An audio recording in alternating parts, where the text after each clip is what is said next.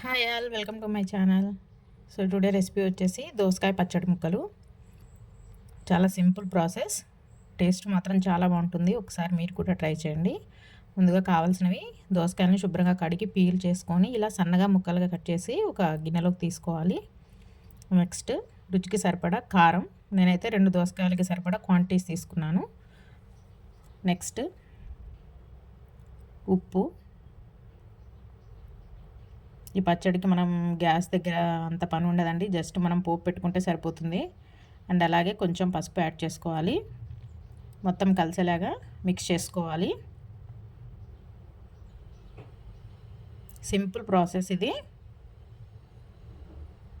ఈ పచ్చడి అనేది చాలా టేస్టీగా ఉంటుంది, క్రిస్పీగా కూడా ఉంటాయండి దోసకాయ ముక్కలు. బాగా గట్టిగా ఉన్న దోసకాయలని తీసుకోవాలి, మెత్తగా ఉంటే పచ్చడికి అంత టేస్టీగా ఉండదు.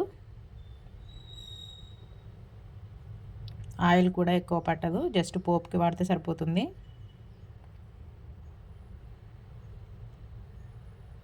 సో నెక్స్ట్ మెయిన్ ఇంగ్రీడియంట్ వచ్చేసి మెంతులు, జీలకర్ర వేయించి ఇలా పౌడర్ చేసుకోవాలి. పచ్చడి చేసేటప్పుడు ఎప్పుడైనా మనం ఫ్రెష్గానే ఈ పౌడర్ వేసుకోవాలి, అలా అయితేనే టేస్ట్ చాలా బాగుంటుంది పచ్చడికి.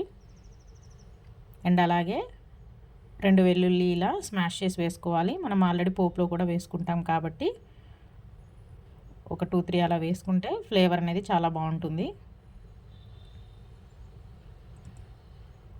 వెల్లుల్లి అనేది కంపల్సరీ వాడుకోవాలి మనం డైలీ వంటల్లో, అది బ్లడ్ ప్రెషర్ని తగ్గిస్తుంది కాబట్టి కంపల్సరీ వెల్లుల్లి ఉండాలి మనం చేసే ప్రతి వంటలో.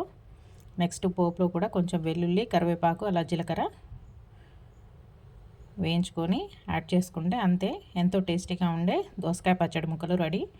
మీరు ఇలా కలుపుకొని ఒక 15 మినిట్స్ అలా ఉంచితే పచ్చడి ఫ్లేవర్ అనేది బాగా పడుతుంది. ఒకసారి మీరు కూడా ట్రై చేసి కమెంట్ చేయండి.